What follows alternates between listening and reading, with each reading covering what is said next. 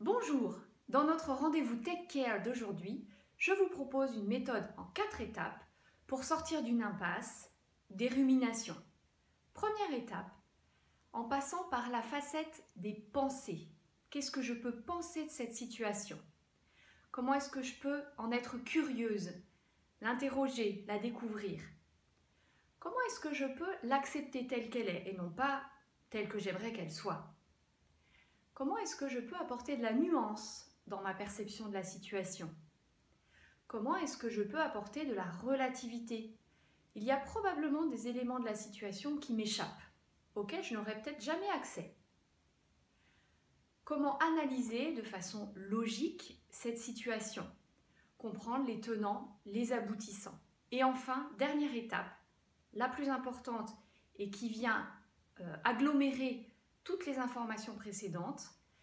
Quelle est mon opinion personnelle par rapport à cette situation? Qu'est-ce que j'en pense moi, en étant centrée sur moi-même, sans me laisser emporter par le jugement, le regard de l'autre? Ça, c'était la première clé par les pensées. Deuxième clé, je prends du recul en sortant de mon point de vue autocentré, en analysant les conséquences de cette situation pour d'autres.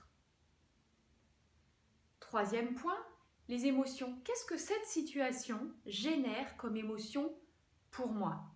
Des émotions agréables? Des émotions désagréables? Quelles émotions? Quels mots est-ce que je peux poser sur ce que je ressens? Quatrième clé, je rentre par la clé comportementale. Je fais, j'agis.